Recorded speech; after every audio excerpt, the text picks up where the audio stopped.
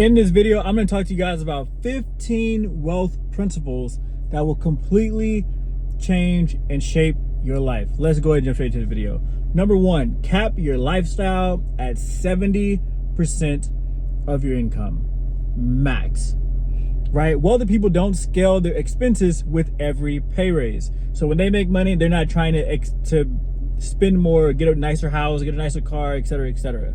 Right? They lock in a lifestyle ceiling. By living on 70% or less, you force yourself to have a permanent gap between earning and spending. That gap is where your wealth will actually grow. If you earn more later, you can upgrade, but never beyond the 70% ceiling. So if you make $100,000, there's absolutely no reason that you should be spending over $70,000. Right? It just doesn't make any sense. The bigger that gap is, that's the profit on your life. So if you're spending your profit on liabilities and depreciating assets, you get what you get, and don't throw a fit, right? Number two, never finance liabilities. Speaking of, cars, furniture, vacations, clothes, all lose value the second you buy them. If you borrow for these, you're paying interest on something that depreciates. You're literally doing the opposite plus on the thing that you're trying to get.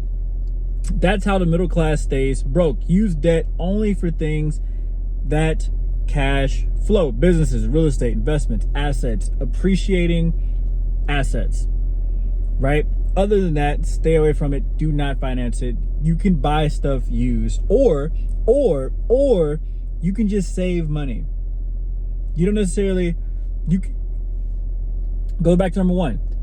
If your income is at a certain place and your expenses are at a certain place, there should be a gap. That gap should allow you to save, invest, and have fun with, right? So therefore, if you just delay just a little bit, a month maybe, take some of that delayed gratification and buy yourself a cheaper couch. You don't have to have a $5,000 couch, right? Go get a cheaper couch, $1,000 couch, a $2,000 couch. Buy it cash. Stop financing your life away, right? Number three, invest in learning before earning. The best investment early isn't the stock market, it's yourself.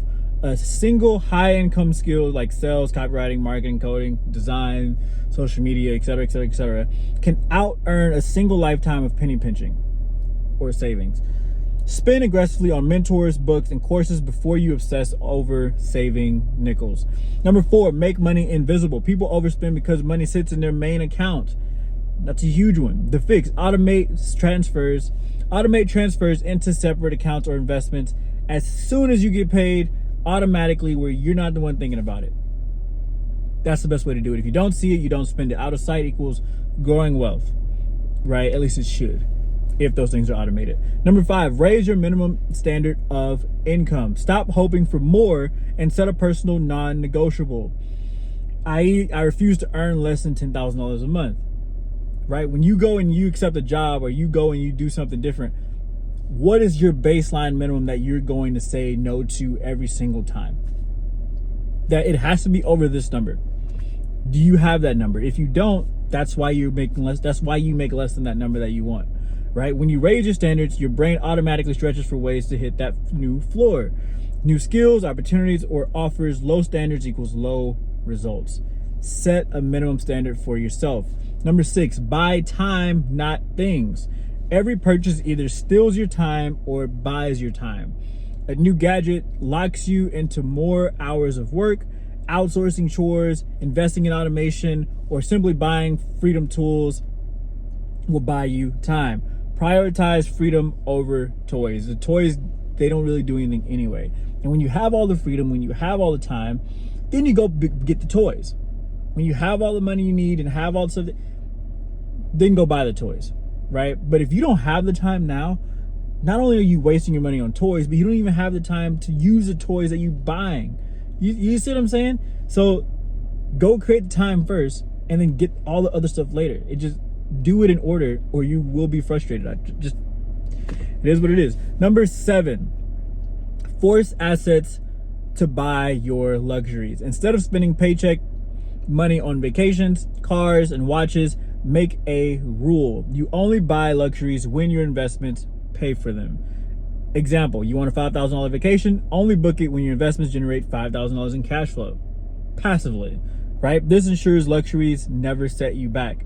And the reason I add passive, because a lot of you guys, you'll go start a little side hustle business where you're washing cars, you're cleaning out garages for a certain amount of money, and then you'll do that for, I don't know, a month, 2 months. You'll make your little $5,000, and then you'll take that $5,000, and then you'll go purchase a vacation with it.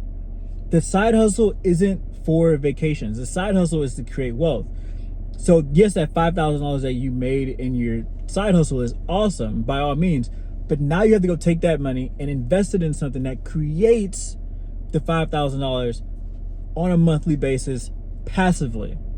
Does that make sense? So it's not about just going and making $5,000 outside of your job to go pay for luxuries. It's going and creating an asset that brings in $5,000 a month or $5,000 on a consistent basis. And then you purchase the thing that you want. Does that make sense? Number 8, stop chasing cheap and start chasing ROI. Cheap isn't the same as smart, not even a little bit. Cheap shoes break faster. Cheap businesses slow down your business, or cheap business tools will slow you down. Instead, ask, will this create a return? And this is the return that I want in money, time, or growth. The wealthy buy leverage, not bargains. It's like going to get your car, it's like going to get, new tires on your car. You can keep going and buy used tires and you just keep doing the same thing. Or you just go buy new tires one time for $400, $500, and you don't have to change them at all for the rest of the year. Just go get the new good tires, right? Number 9, audit your circle. Your environment shapes your financial ceiling. If your friends normalize debt, overspending, or living paycheck to paycheck, you'll adopt it unconsciously eventually.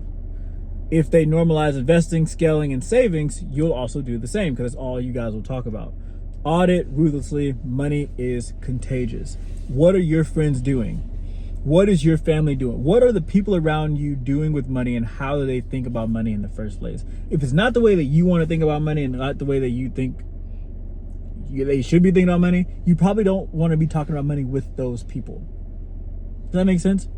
Right? It's not even about who has money or who doesn't have money, right? You can give someone $1 million and they'll have money for a period of time, but if they don't know how to think about the money will simply go away. And if you're hanging on that person, trust me, you're going to do the exact same thing that they're doing, and then your money will go out the window as well.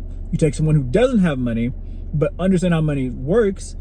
Yes, they don't have the money at that exact moment, but you give it time, you give it, just let time play out, they will eventually accumulate money. So it's not about the money itself at the exact moment, it's about the person's knowledge of money and their financial literacy, right? Number 10, stack small income streams. Don't chase one big hit. The wealthy often build dozens of tiny streams of income over time, right? Each might be small at first, but together they snowball into financial independence. Small streams equal strong rivers. I say this in all my videos. The goal isn't to have a job and go create 9,000 streams of income. The goal is to replace your job with something different so you have your time back, and then go create passive sources of income outside of that. Number 11, kill money leaks ruthlessly. Your wealth doesn't just depend on what you make, it depends on what you keep. Subscriptions, daily food delivery, ATMs, unused gym memberships, all this stuff. These are invisible leaks draining your future wealth. All those Netflix, Disney subscriptions, all that crap, it all adds up. And I guarantee you could probably buy multiple stock each month if you really wanted to, right? Plugging them can feel like a raise without actually earning more. So start there before you do anything else. Number 12, move from consumer to creator. Most people spend money on courses, gadgets, entertainment, and products. Wealthy people flip the script. They create the products, content, or courses. Being a producer puts you on the receiving end of the money flow instead of the spending side. Now, there's a point where you have to be a consumer, right? We've all been consumers. The issue is that a lot of you get stuck in the consumer phase. So like Example, I know there's people who watch video after video after video after video. Eventually, you know what to do. You just need to go and do it, right? So at some point, you have to start creating, and you have to start actually gaining the experiences that you're accumulating through other people. Like, you have to go and put these things to action to become the person that you actually want to become. And that's where a lot of you guys are. Number 13, always play with house money. When an investment pays off, pull out your original investment and let the profit keep working. Example, you invest 1K, it grows to 2K. Withdraw your 1K and let the other 1K ride it out. Now you're building wealth with zero risk. It's almost essentially like you never spent anything. That's how you want to do it, right? Number 14, treat money like soldiers. Don't let your dollars sit idle in a bank account, losing value to inflation. Every dollar should be working in a business, stocks, real estate, or other income producing assets. The wealthy deploy dollars like soldiers to bring back reinforcements. What are your dollars doing when they leave your bank account? Think about your bank account as the hub or the house or the headquarters for all of your soldiers.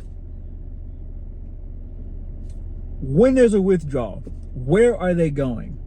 Are they going to get reinforcements, or are they going out to die and go to other people's headquarters? Are you losing team members every time you swipe your card? That's what it is. At the end of the day, that's literally what it is. Every dollar should be working to bring more people back or more dollars back. And last but not least, number 15, obsess over cash flow, not just net worth. Net worth literally doesn't matter. A big net worth means nothing if it's all tied up in illiquid assets. You can have $5 million on paper but still be broke month to month. 1000%. Cash flow is what buys freedom and reduces stress. Prioritize recurring income streams that cover your lifestyle. That's real wealth. This is how you have people that are multi-millionaires, but then they talk about being broke, is because literally what they have is worth a lot of money, but that doesn't mean that they have a lot of money in their pocket. So you don't want to be one of those guys. You want to do both. Yes, having a high net worth is awesome, but if you can't spend it, if you have $100 million net worth and you can't spend $100,000, what's the point, you know? And so again, these are 15 money principles that you can live by starting right now, right? Go to the like button, comment below which one of these you thought fit you the most or hit you the hardest, and subscribe to the channel if you haven't already, and I'll catch you guys on the next one. Peace.